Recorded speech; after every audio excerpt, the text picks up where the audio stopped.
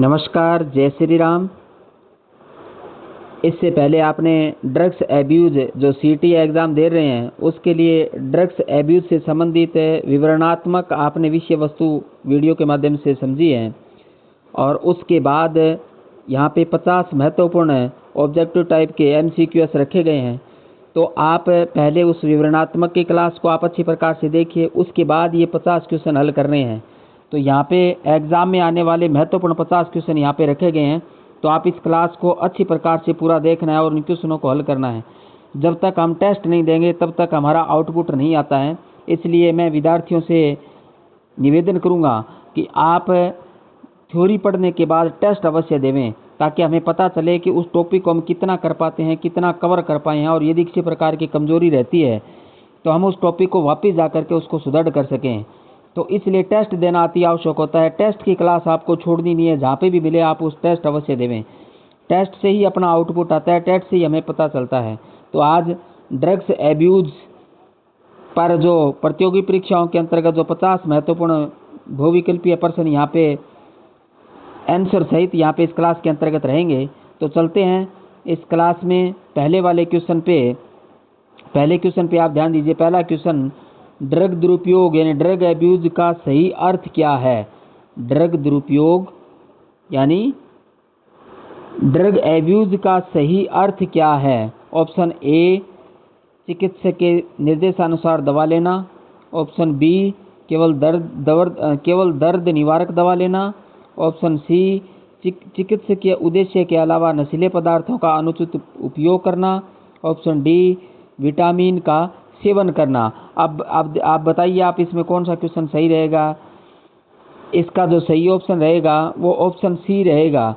चिकित्सकीय उद्देश्य के अलावा नशीले पदार्थों का अनुचित उपयोग करना क्या है? ड्रग्स दुरुपयोग एंड ड्रग एब्यूज़ हैं। जो मैंने जो आपका मैटर जब मैंने समझाया था, तो ड्रग एब्यूज़ क्या है उसके बारे में ये मैंने समझाया था, ये उसकी परिभाषा थी। तो उसी पे यहाँ पे क्वेश्चन बनाया गया है कि चिकित्सकीय उद्देश्य के अलावा नशीले पदार्थों का अनुचित उपयोग करना वो क्या है? ड्रग्स एब्यूज़ के अंतर्गत आता है। तो ऑप्शन सी इसका सही रहेगा। उसके बाद क्वेश्चन नंबर 2 पे चलते हैं अपने। दूसरे वाले क्वेश्चन पे आप ध्यान दीजिए। अवसाधक यानी डिप्रेसेंट्स का मुख्य प्रभाव क्या होता है? अवसाधक डिप्रेसेंट्स का मुख्य प्रभाव क्या होता है? ऑप्शन ए, मस्तिष्क की गतिविधि बढ़ाना। ऑप्शन बी, मस्तिष्क की गतिविधि धीमी करना। ऑप्शन सी, भूख बढ़ाना। ऑप्शन डी, शरीर का तापमान बढ़ाना। और इसका जो सही ऑप्शन रहेगा वो रहेगा बी ऑप्शन, इसका सही रहेगा, मस्तिष्क की गतिविधि धीमी करना। तो अवसाधक यानी डिप्रेसेंट्स का मुख्य प्रभाव क्या है? मस्तिष्क की गतिविधि धीमी करना है। तो बी ऑप्शन इसका सही रहेगा। उसके बाद क्वेश्चन नंबर 3 पे चलते हैं अपने। तीसरे वाले क्वेश्चन पे आप ध्यान दीजिए। निम्न में से कौन सा अवसाधक यानी डिप्रेसेंट है? निम्न में से कौन सा अवसाधक है यानी डिप्रेसेंट है? Option A, cocaine. Option B, caffeine. Option C, heroin. Option D, LSD. और इसका जो सही ऑप्शन रहेगा तो ऑप्शन सी रहेगा, हेरोइन है। यानी निम्न में से कौन सा अवसाधक है? हेरोइन अवसाधक है, जो मानसिक गतिविधि को क्या कर देता है? मंद कर देता है, धीमा कर देता है। उसके बाद क्वेश्चन नंबर 4 पे चलिए अपने। चौथे वाला क्वेश्चन, उत्तेजक स्टिमुलेंट का उदाहरण कौन सा है? उत्तेजक स्टिमुलेंट का उदाहरण कौन सा है? Option A, morphine. Option B, caffeine. Option C, heroin. Option D, शराब। और इसका जो सही ऑप्शन होगा वो ऑप्शन बी होगा, कैफीन। कौन सा होगा? कैफीन इसका सही ऑप्शन होगा। तो उत्तेजक यानी स्टिमुलेंट का उदाहरण कौन सा है? कैफीन है, जो क्या करता है? उत्तेजक होता है। और उत्तेजक का ये बहुत अच्छा उदाहरण है। तो इसका बी ऑप्शन सही होगा। क्वेश्चन नंबर 5 पे चलते हैं अपने। क्वेश्चन नंबर 5वां, भ्रांतिजनक पदार्थ कौन सा है? भ्रांतिजनक हेल्यूसिनोजन पदार्थ कौन सा है? Option A, LSD. Option B, शराब। Option C, morphine. Option D, nicotine. और इसका जो सही ऑप्शन होगा वो ऑप्शन ए होगा, LSD। तो भ्रांतिजनक क्या है? LSD है। तो ए ऑप्शन इसका सही रहेगा। उसके बाद क्वेश्चन नंबर 6 पे चलते हैं अपने। छठा, ओपियोइड।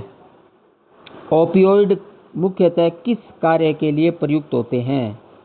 ओपियोइड मुख्यतः किस कार्य के लिए प्रयुक्त होते हैं? ओपियोइड मुख्यतः किस कार्य के लिए उपयुक्त होते हैं? ऑप्शन ए दर्द निवारण, ऑप्शन बी भूख बढ़ाने, ऑप्शन सी दृष्टि सुधारने, ऑप्शन डी रक्तचाप बढ़ाने। और इसका जो सही ऑप्शन होगा वो ऑप्शन ए होगा, दर्द निवारण के लिए। तो ओपियोइड मुख्यतः किस कार्य के लिए प्रयुक्त होते हैं? दर्द निवारण के लिए प्रयुक्त होते हैं। तो ऑप्शन ए इसका सही रहेगा। छठे का ऑप्शन ए सही है, दर्द निवारण। क्वेश्चन नंबर 7वां आता है। 7वें पे ध्यान दीजिए, मॉर्फिन किस श्रेणी में आती हैं? मॉर्फिन किस श्रेणी में आती हैं? ऑप्शन ए उत्तेजक में, ऑप्शन बी ओपियोइड में, ऑप्शन सी विटामिन में, ऑप्शन डी एंटीबायोटिक में। और इसका सही जो ऑप्शन है वो ऑप्शन बी है, ओपियोइड में आती हैं। किस में आती हैं? ओपियोइड में आती हैं। तो मॉर्फिन किस श्रेणी के अंतर्गत है? ओपियोइड के अंतर्गत आती है। क्वेश्चन नंबर 8वें पे आप ध्यान दीजिए, गोल्डन क्रेसेंट में कौन सा देश शामिल नहीं है? गोल्डन क्रेसेंट में कौन सा देश शामिल नहीं है? गोल्डन क्रेसेंट में देश बताए थे मैंने आपको उस क्लास के अंतर्गत, थ्योरी के अंतर्गत, कि गोल्डन क्रेसेंट के अंतर्गत कुछ देश आते हैं जिससे हमारा देश घिरा हुआ है। Option A option A Iran, option B Afghanistan, option C Pakistan, option D Myanmar. और इसका जो सही ऑप्शन होगा, समझ गए आप कौन सा है? म्यांमार है, ऑप्शन डी सही है। ये नहीं आता है, ये शामिल नहीं है। ईरान शामिल है, अफगानिस्तान शामिल है और पाकिस्तान शामिल है। ये तीनों देश गोल्डन क्रेसेंट में शामिल हैं, लेकिन म्यांमार शामिल नहीं है। ऑप्शन डी इसका सही रहेगा, म्यांमार। उसके बाद क्वेश्चन नंबर 9वां आता है। 9वां क्वेश्चन बताते हैं, गोल्डन ट्राइंगल में कौन सा देश शामिल है? गोल्डन ट्राइंगल में कौन सा देश शामिल है? गोल्डन क्रेसेंट में अपने किया, अब गोल्डन ट्राइंगल में कौन सा देश शामिल है? Option A Bharat, option B Thailand, option C Iran, option D Pakistan. और इसका जो सही ऑप्शन होगा वो कौन सा होगा? बी होगा, थाईलैंड होगा। गोल्डन ट्राइंगल में कौन सा देश शामिल है? थाईलैंड शामिल हैं। ईरान भी नहीं है, पाकिस्तान भी नहीं है, क्योंकि ये क्रेसेंट के अंतर्गत आते हैं और भारत हो ही नहीं सकता। इसलिए कौन सा बच गया? ऑप्शन बी थाईलैंड बच गया। तो गोल्डन ट्राइंगल में थाईलैंड देश शामिल हैं। बी ऑप्शन इसका सही होगा।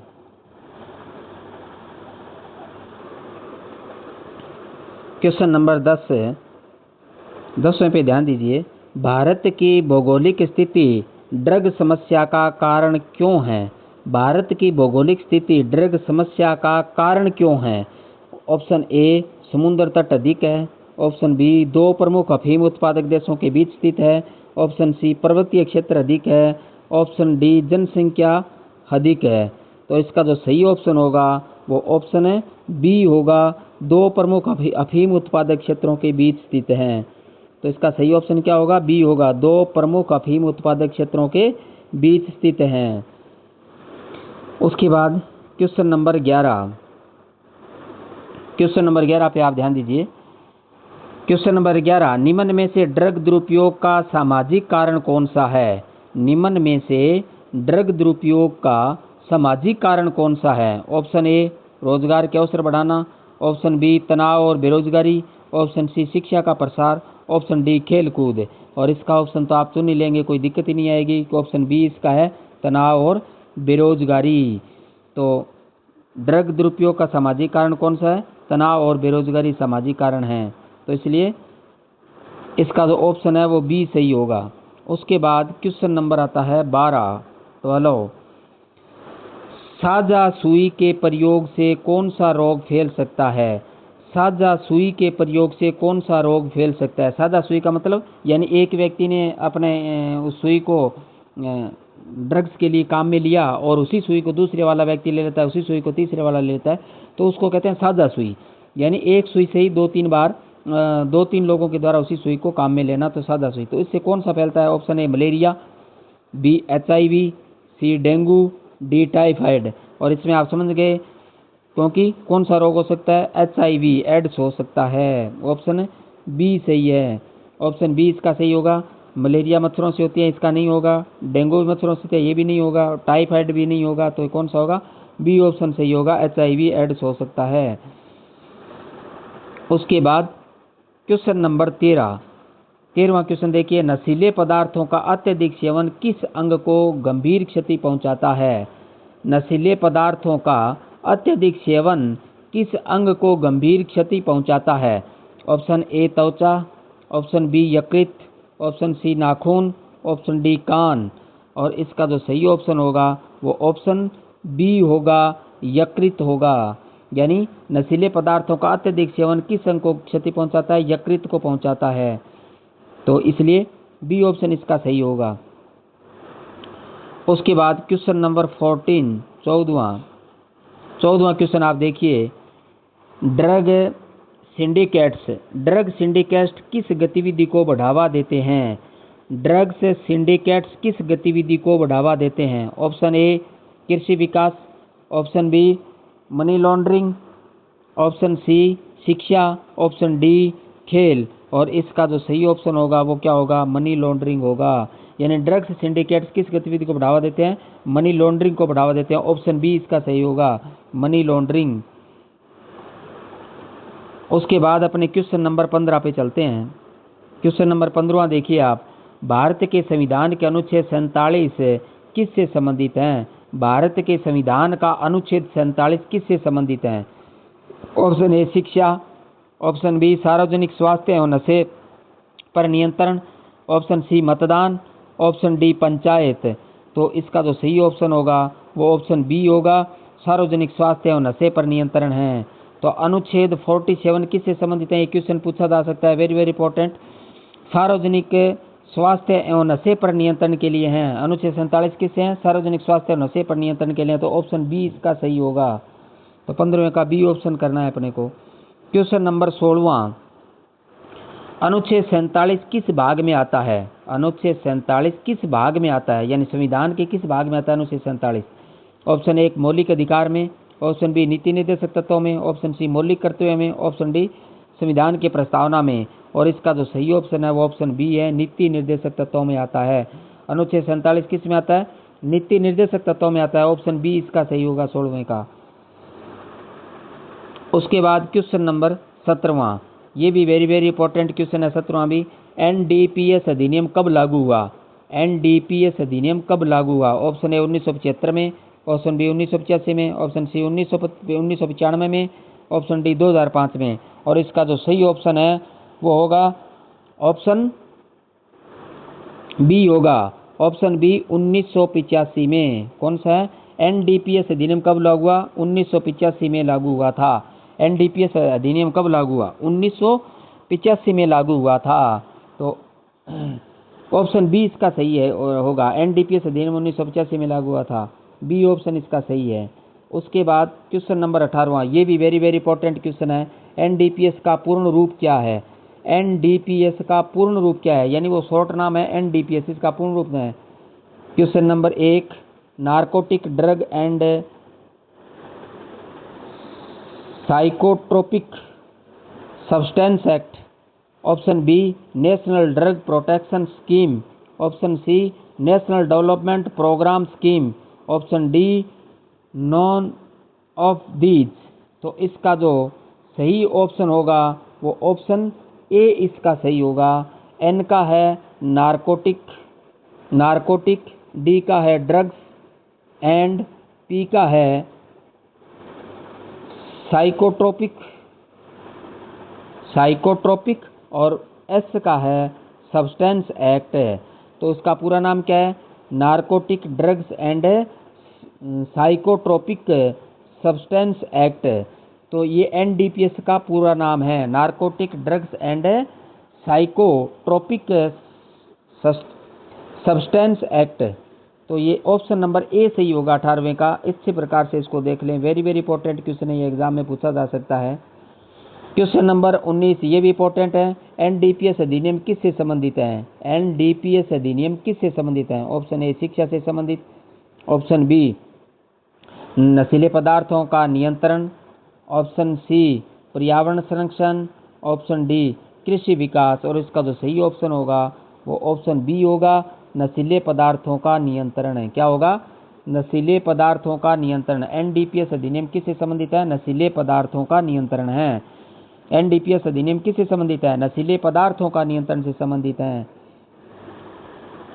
उसके बाद क्वेश्चन नंबर 20,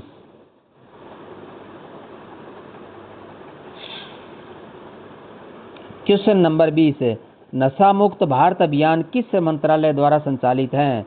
नशा मुक्त भारत अभियान किस मंत्रालय द्वारा संचालित है? नशा मुक्त भारत अभियान किस मंत्रालय द्वारा संचालित है? ऑप्शन ए स्वास्थ्य मंत्रालय, ऑप्शन बी सामाजिक न्याय और अधिकारिता मंत्रालय, ऑप्शन सी गृह मंत्रालय, ऑप्शन डी शिक्षा मंत्रालय, और इसका जो सही ऑप्शन होगा वो ऑप्शन बी होगा, सामाजिक न्याय और अधिकारिता मंत्रालय। तो नशा मुक्त भारत अभियान किस मंत्रालय द्वारा संचालित है? सामाजिक न्याय और अधिकारिता मंत्रालय द्वारा संचालित है। नशा मुक्ति अभियान ऑप्शन बी इसका सही होगा। नशा मुक्ति अभियान जो चलाया जा रहा है वो सामाजिक न्याय और अधिकारिता मंत्रालय द्वारा चलाया जा रहा है। उसके बाद क्वेश्चन नंबर आता है 21। क्वेश्चन नंबर 21 है, एनएमबीए का उद्देश्य क्या है? एनएमबीए का उद्देश्य क्या है? ऑप्शन ए सड़क निर्माण, ऑप्शन बी नशा मुक्ति और जागरूकता, ऑप्शन सी कृषि विकास, ऑप्शन डी रोजगार, और इसका जो सही ऑप्शन होगा वो ऑप्शन बी होगा, नशा मुक्ति और जागरूकता होगा। क्या होगा? नशा मुक्ति। एनएमबीए का उद्देश्य क्या है? नशा मुक्ति और जागरूकता अभियान है। एनएमबीए का उद्देश्य क्या है? नशा मुक्ति और जागरूकता अभियान, ऑप्शन बी सही है। एनएमबीए का उद्देश्य क्या है? नशा मुक्ति और जागरूकता अभियान। ये भी इंपॉर्टेंट क्वेश्चन है, इसको अच्छी प्रकार से देख लेना, एग्जाम में ये आ सकता है। 22 वाला भी इंपॉर्टेंट है, 22 वाले क्वेश्चन भी अपने को देखना है, एग्जाम पूछा जा सकता है। एनएपीडब्ल्यूडीआर का संबंध किससे है? एनएपीडब्ल्यूडीआर का संबंध किससे है? ऑप्शन ए नशीली दवाओं की मांग में कमी, ऑप्शन बी शिक्षा, ऑप्शन सी परिवहन, ऑप्शन डी बैंकिंग, और इसका सही ऑप्शन है वो ऑप्शन ए है, नशीली दवाओं की मांग में कमी। तो एनएपीडब्ल्यूडीआर का संबंध किससे है? नशीली दवाओं की मांग में कमी है से संबंधित है। उसके बाद 23वां, ये भी क्वेश्चन इंपॉर्टेंट है, ये भी पूछा जा सकता है। एनसीओआरडी नकॉर्ड का गठन क्यों किया गया? नकॉर्ड का गठन, एनसीओआरडी नकॉर्ड का गठन क्यों किया गया? ऑप्शन ए कृषि विकास हेतु, ऑप्शन बी नारकोटिक्स नियंत्रण समन्वय हेतु, ऑप्शन सी रक्षा प्रशिक्षण हेतु, ऑप्शन डी चुनाव संचालन हेतु, और इसका जो सही ऑप्शन होगा वो ऑप्शन बी होगा, नारकोटिक्स नियंत्रण समन्वय हेतु। किस लिए किया गया? नारकोटिक्स नियंत्रण समन्वय हेतु किया गया था। नकॉर्ड का गठन किस लिए किया गया? नारकोटिक्स नियंत्रण समन्वय हेतु नकॉर्ड का गठन किया गया था। तो 23वां क्वेश्चन भी इंपॉर्टेंट है, इसको भी अच्छी प्रकार से देख लें, पूछा जा सकता है।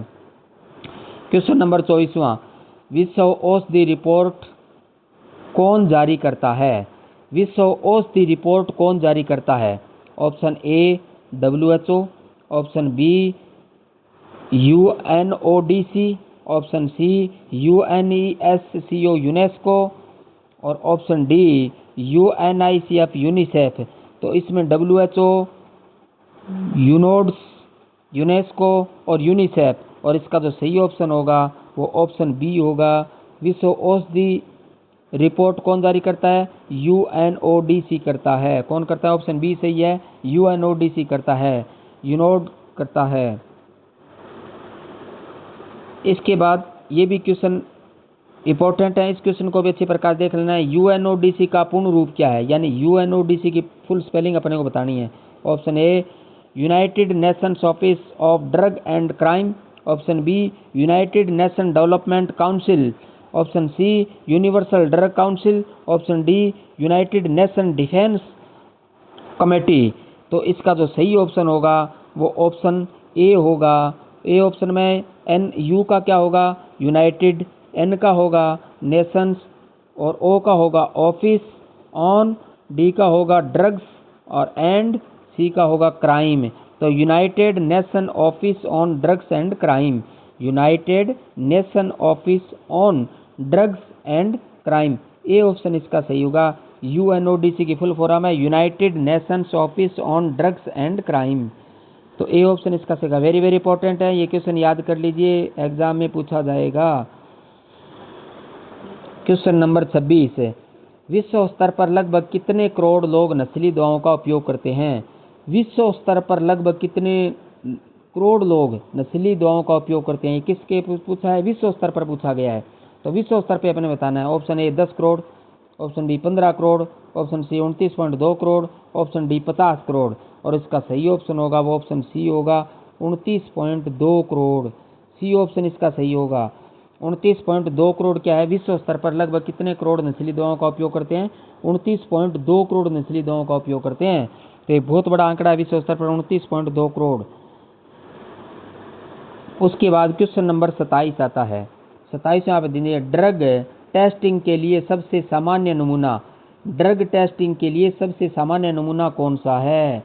ड्रग टेस्टिंग के लिए सबसे सामान्य नमूना, ऑप्शन ए मूत्र, ऑप्शन बी बाल, ऑप्शन सी रक्त, ऑप्शन डी लार। और इसका जो सही ऑप्शन है वो ऑप्शन ए है, मूत्र। क्या है? ड्रग टेस्टिंग के लिए सबसे सामान्य नमूना कौन सा है? मूत्र। ये सबसे सामान्य नमूना आता है। उसके बाद क्वेश्चन नंबर आता है 28। 28 क्वेश्चन पे आप ध्यान दीजिए। क्वेश्चन नंबर 28, निम्न में से कौन सा ड्रग टेस्टिंग का माध्यम नहीं है? निम्न में से कौन सा ड्रग टेस्टिंग का माध्यम नहीं है? इसमें से ड्रग टेस्टिंग का माध्यम नहीं है वो चुनना है। ऑप्शन ए मूत्र, ऑप्शन बी रक्त, ऑप्शन सी बाल, ऑप्शन डी एक्सरे। और इसका सही ऑप्शन होगा वो क्या है? ऑप्शन डी एक्सरे हैं। एक्सरे नहीं है। मूत्र ड्रग टेस्टिंग का माध्यम है, रक्त ड्रग टेस्टिंग का माध्यम है और बाल भी ड्रग टेस्टिंग के माध्यम है। ये तीनों ड्रग टेस्टिंग के माध्यम हैं, लेकिन एक्सरे ड्रग टेस्टिंग का माध्यम नहीं है। तो ऑप्शन डी इसका सही होगा। उसके बाद क्वेश्चन नंबर आता है 29-29, कैफीन किस श्रेणी में आती है? कैफीन किस श्रेणी में आती है? ऑप्शन ए उत्तेजक में, ऑप्शन बी अवसादक में, ऑप्शन सी ओपियोइड में, ऑप्शन डी भ्रांतिजनक में। और कैफीन किस में आती हैं? ऑप्शन ए सही है, उत्तेजक में आती हैं। कैफीन किस श्रेणी में आती हैं? उत्तेजक में आती हैं। कैफीन है वो उत्तेजक में आती हैं। ये क्वेश्चन पूछा जा सकता है। इस प्रकार के क्वेश्चन पे अपने को ध्यान देना है, ये क्वेश्चन पूछे जा सकते हैं। तो कैफीन किस श्रेणी में आती है?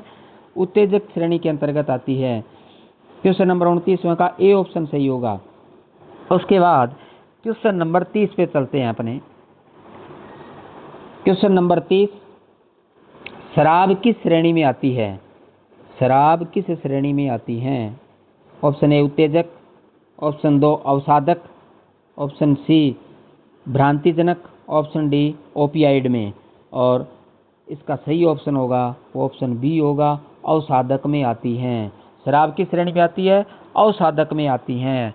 तो 30वें जो 30वां क्वेश्चन है उसका ऑप्शन है बी है, अवसादक में आती हैं।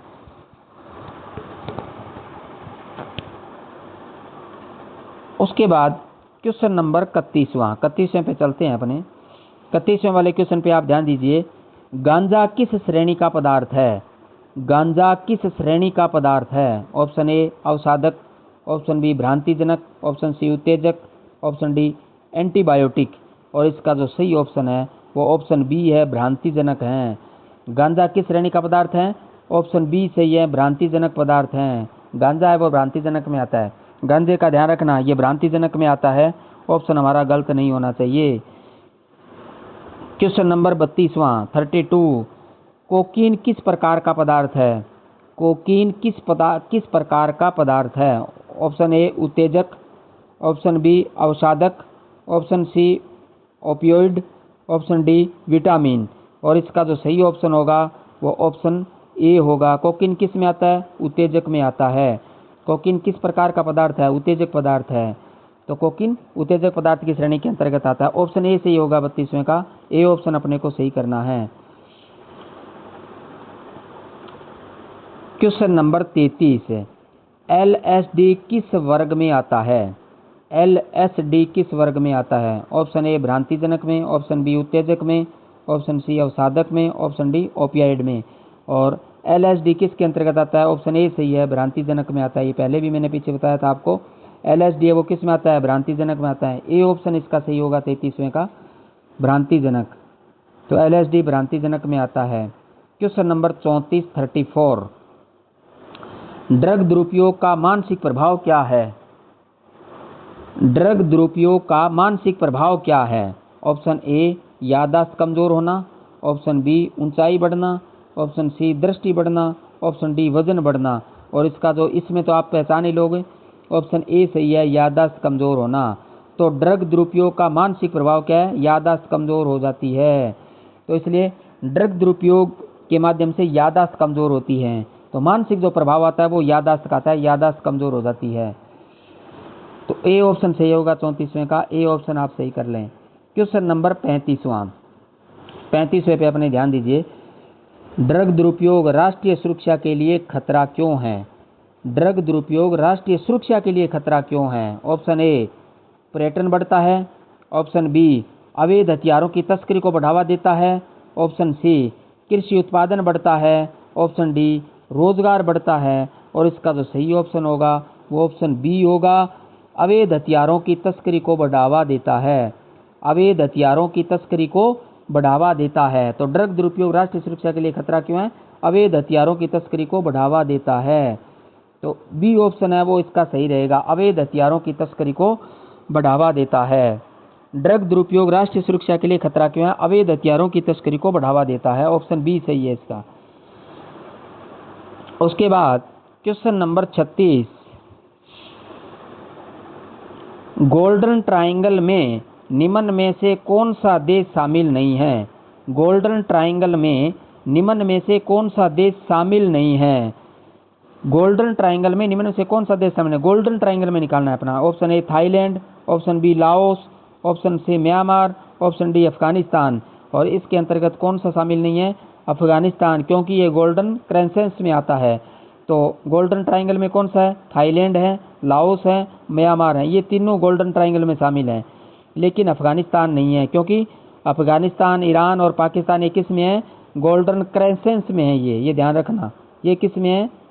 ये गोल्डन क्रेसेंट में आते हैं। तो ये गोल्डन किस में है? क्रेसेंट में है। ये गोल्डन क्रेसेंट पूछे तो फिर ये अफगानिस्तान आएगा, और गोल्डन ट्रायंगल पूछे तो थाईलैंड, लाओस, म्यांमार ये तीन गोल्डन ट्रायंगल में आते हैं। तो इसका ऑप्शन डी सही होगा। क्वेश्चन नंबर 37, गोल्डन क्रेसेंट में निम्न में से कौन सा देश शामिल है? अब आगे ना आगे वाला क्वेश्चन, गोल्डन क्रेसेंट में निम्न में से कौन सा देश शामिल है? Option A Nepal, option B Bangladesh, option C Afghanistan, option D Bhutan. और इसका सही क्या होगा? ऑप्शन सी होगा। कौन सा है? अफगानिस्तान है। तो गोल्डन क्रेसेंट में तीन देश हैं, एक तो अफगानिस्तान है, दूसरा पाकिस्तान है, और तीसरा ईरान है। तो इस प्रकार ये हमारे तीन देश हैं वो गोल्डन क्रेसेंट के अंतर्गत आते हैं। ऑप्शन सी इसका सही होगा। क्वेश्चन नंबर 38, भारत के संविधान का अनुच्छेद, क्वेश्चन 38 में भारत के संविधान का अनुच्छेद 47 किससे संबंधित है? भारत के संविधान का अनुच्छेद 47 किससे संबंधित है? ऑप्शन ए शिक्षा का अधिकार, ऑप्शन बी सार्वजनिक स्वास्थ्य और नशीले पदार्थों का सेवन पर रोक, ऑप्शन समानता का अधिकार, ऑप्शन डी अभिव्यक्ति की स्वतंत्रता। और इसका सही ऑप्शन है वो ऑप्शन बी होगा, सार्वजनिक स्वास्थ्य और नशीले पदार्थों के सेवन पर रोक से संबंधित है। तो बी ऑप्शन सही होगा। क्वेश्चन नंबर 39, अनुच्छेद 47 संविधान के किस भाग में शामिल है? मौलिक अधिकार, मौलिक कर्तव्य, सी राज्य के निर्देश तत्व, डी नागरिकता। इसका सही ऑप्शन है वो ऑप्शन सी है, राज्य के नीति निर्देश तत्वों में शामिल है। तो अनुच्छेद 47 संविधान के किस भाग में शामिल है? राज्य के नीति निर्देश तत्वों में शामिल है। उसके बाद क्वेश्चन नंबर 40 आता है। 40 में एनडीपीएस अधिनियम का पूरा नाम क्या है? एनडीपीएस अधिनियम का पूरा नाम national drug protection scheme, B narcotic drug and psychotropic substance act, C national development program scheme, D narcotics development protection system. तो इसका जो सही ऑप्शन होगा वो ऑप्शन बी होगा, क्योंकि पहले मैंने आपको बताया था narcotics drugs and psychotropic substance act. तो बी इसका ऑप्शन सही होगा। क्वेश्चन नंबर 41, एनडीपीएस अधिनियम किस वर्ष लागू किया गया? 41वां देखिए, एनडीपीएस अधिनियम किस वर्ष लागू किया गया? ऑप्शन ए 1975 में, ऑप्शन बी 1980 में, ऑप्शन सी 1985 में, ऑप्शन डी 1990 में। और इसका जो सही ऑप्शन होगा वो ऑप्शन सी होगा, 1985 में किया गया था। एनडीपीएस अधिनियम कब लागू किया गया? 1985 में किया गया। सी ऑप्शन सही है, 1985 में लागू किया गया था। तो एनडीपीएस अधिनियम 1985 में लागू हुआ था, ये ध्यान रखना है अपने को। ये भी इंपॉर्टेंट क्वेश्चन है, एग्जाम में पूछा जा सकता है, इसलिए आप अच्छी प्रकार से देख लें इसको। क्वेश्चन नंबर 42, नशा मुक्त भारत अभियान एनएमबीए किस मंत्रालय द्वारा संचालित किया जाता है? नशा मुक्त भारत अभियान एनएमबीए किस मंत्रालय द्वारा संचालित किया जाता है? ऑप्शन ए स्वास्थ्य एवं परिवार कल्याण मंत्रालय, ऑप्शन बी गृह मंत्रालय, ऑप्शन सी सामाजिक न्याय एवं अधिकारिता मंत्रालय, ऑप्शन डी शिक्षा मंत्रालय। और इसका सही ऑप्शन होगा वो ऑप्शन सी होगा, सामाजिक न्याय एवं अधिकारिता मंत्रालय। यानी नशा मुक्त अभियान किसके द्वारा चलाया जा रहा है? जो एनएमबीए है, शॉर्ट में एनएमबीए लिखते हैं, वो सामाजिक न्याय एवं अधिकारिता मंत्रालय द्वारा चलाया जाता है। ऑप्शन सी इसका सही होगा 42वें का। उसके बाद क्वेश्चन नंबर 43 43, NAPDDR का मुख्य उद्देश्य क्या है? NAPDDR नेपडर का मुख्य उद्देश्य क्या है? ऑप्शन ए नशीली दवाओं की मांग में कमी लाना, ऑप्शन बी अस्पतालों का निर्माण, ऑप्शन सी कृषि उत्पादन बढ़ाना, ऑप्शन डी रोजगार उपलब्ध कराना। इसका सही ऑप्शन ए होगा, नशीली दवाओं की मांग में कमी लाना। क्या होगा? नशीली दवाओं की मांग में कमी लाना। तो NAPDDR का मुख्य उद्देश्य क्या है? नशीली दवाओं की मांग में कमी लाना। ए ऑप्शन सही होगा 43वें का। उसके बाद क्वेश्चन नंबर आता है 44। 44वें पे आप ध्यान दीजिए। NCORD नकोर्ड का गठन किस उद्देश्य के लिए किया गया था? NCORD नकोर्ड का गठन किस उद्देश्य के लिए किया गया है? ऑप्शन ए शिक्षा सुधार हेतु, ऑप्शन बी नारकोटिक्स नियंत्रण हेतु अंतर एजेंसी समन्वय, ऑप्शन सी कृषि विकास हेतु, ऑप्शन सी सड़क सुरक्षा हेतु। और इसका जो सही ऑप्शन होगा वो ऑप्शन बी होगा, नारकोटिक्स नियंत्रण हेतु अंतर एजेंसी समन्वय। नारकोटिक्स नियंत्रण हेतु अंतर एजेंसी समन्वय, तो बी ऑप्शन इसका सही होगा। नकोर्ड का गठन इसलिए किया गया था। क्वेश्चन नंबर 45 45, विश्व औषधि रिपोर्ट वर्ल्ड ड्रग्स रिपोर्ट, विश्व औषधि रिपोर्ट वर्ल्ड ड्रग रिपोर्ट किस संस्था द्वारा प्रकाशित की जाती है? विश्व औषधि रिपोर्ट वर्ल्ड ड्रग्स रिपोर्ट किस संस्था द्वारा प्रकाशित की जाती है? ऑप्शन ए WHO द्वारा, ऑप्शन बी यूनेस्को द्वारा, option C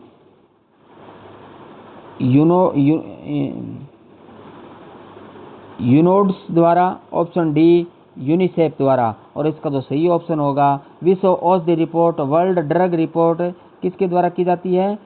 option C UNODC द्वारा, यूनोड के द्वारा की जाती है। UNODC के द्वारा विश्व औषधि रिपोर्ट वर्ल्ड ड्रग रिपोर्ट है वो इस संस्था द्वारा की जाती है। तो ऑप्शन सी इसका सही होगा 45वें का।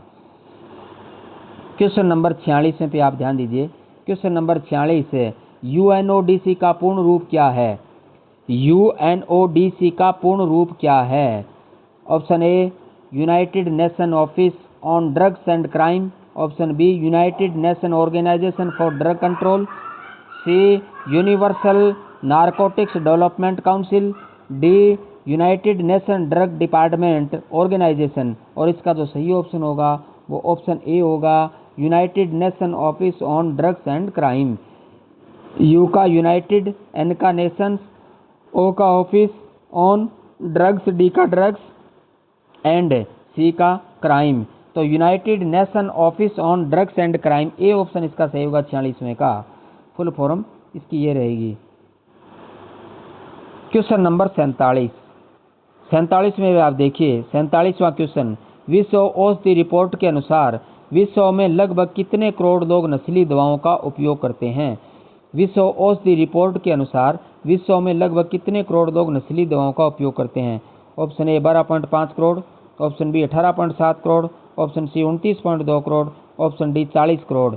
और इसमें सही ऑप्शन होगा वो सी होगा, 29.2 करोड़ लोग नशीली दवाओं का सेवन करते हैं। विश्व में औषधि रिपोर्ट के अनुसार विश्व में लगभग 29.2 करोड़ नशीली दवाओं का उपयोग करते हैं। सी ऑप्शन इसका सही होगा। उसके बाद क्वेश्चन नंबर आता है 48 48, ड्रग परीक्षण ड्रग टेस्टिंग के लिए निम्न में से किस नमूने का उपयोग किया जाता है? ड्रग परीक्षण ड्रग टेस्टिंग के लिए निम्न में से किस नमूने का उपयोग किया जाता है? ऑप्शन ए मूत्र यूरिन, ऑप्शन बी रक्त ब्लड, ऑप्शन सी लार स्लीवा, ऑप्शन डी उपयुक्त सभी। और इसका जो सही ऑप्शन होगा वो ऑप्शन डी होगा, उपर्युक्त सभी। क्योंकि ड्रग परीक्षण यानी ड्रग टेस्टिंग के लिए किस नमूने का प्रयोग किया जाता है? सभी का किया जाता है। मूत्र का भी किया जाता है, यूरिन का भी किया जाता है, रक्त यानी ब्लड का भी किया जाता है, लार यानी स्लेवा का भी किया जाता है। तो तीनों ही सही है, यानी डी ऑप्शन इसका सही होगा, उपरोक्त सभी। तो क्या है इसका सही ऑप्शन है वो डी रहेगा, उपरोक्त सभी, सभी का किया जाता है। क्वेश्चन नंबर 49 49, नशीली दवाओं के सेवन से निम्न में से कौन सा संक्रामक रोग सादा सुई के कारण फैल सकता है? नशीली दवाओं के सेवन से निम्न में से कौन सा संक्रामक रोग सादा सुई के कारण फैल सकता है? सादा सुई का मतलब यानी एक व्यक्ति ने अपनी नशे के लिए जो सुई का प्रयोग किया, दूसरा व्यक्ति उसी सुई का प्रयोग कर लेता है, तीसरा व्यक्ति भी उसी सुई का प्रयोग कर लेता है, तो ये सादा सुई होती है। तो इस प्रकार की सुई से कौन सा रोग फैलता है? Option A malaria, option B typhoid, option C HIV AIDS, option D chikungunya. और इसका सही ऑप्शन होगा वो ऑप्शन सी होगा, HIV एड्स फैल सकता है। ऑप्शन सी इसका सही है। तो यानी एक सुई को बार बार यदि व्यक्ति उसको प्रयोग करेंगे तो HIV एड्स होने का खतरा रहता है, तो ये फैल सकता है। उसके बाद आज की क्लास का लास्ट क्वेश्चन 50वां क्वेश्चन 50 क्वेश्चन, निम्न में से ड्रग दुरुपयोग की रोकथाम का सबसे प्रभावी उपाय कौन सा है? निम्न में से ड्रग दुरुपयोग की रोकथाम का सबसे प्रभावी उपाय कौन सा है? ऑप्शन ए जागरूकता, उपचार एवं पुनर्वास, ऑप्शन बी केवल दंड देना, ऑप्शन सी केवल जुर्माना लगाना, ऑप्शन डी केवल अस्पताल बनाना। तो इसका सही ऑप्शन होगा वो ऑप्शन ए होगा, जागरूकता भी है, उपचार करना भी है और पुनर्वास भी है। तो इस प्रकार जागरूकता, उपचार और पुनर्वास, ये ऑप्शन ए वाला सही रहेगा कि ये ड्रग दुरुपयोग की रोकथाम का एक प्रभावी उपाय हो सकता है, जागरूकता, उपचार और पुनर्वास। तो इस प्रकार आज की क्लास के ये आपके 50 क्वेश्चन थे और इसके अंतर्गत आपके ये 50 क्वेश्चन आपके कंप्लीट होते हैं।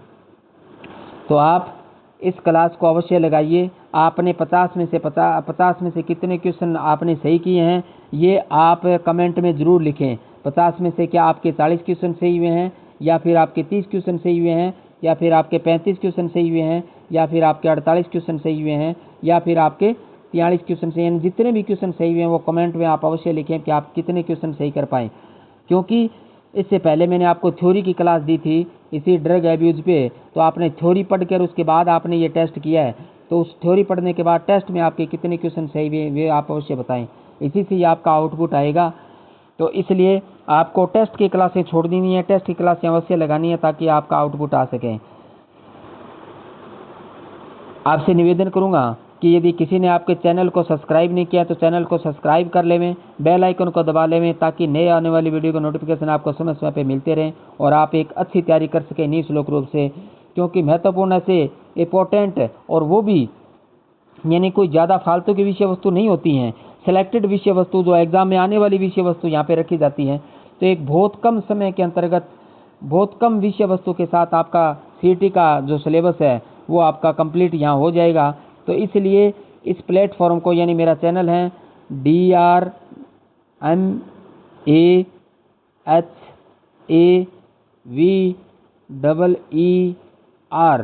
और POONIA,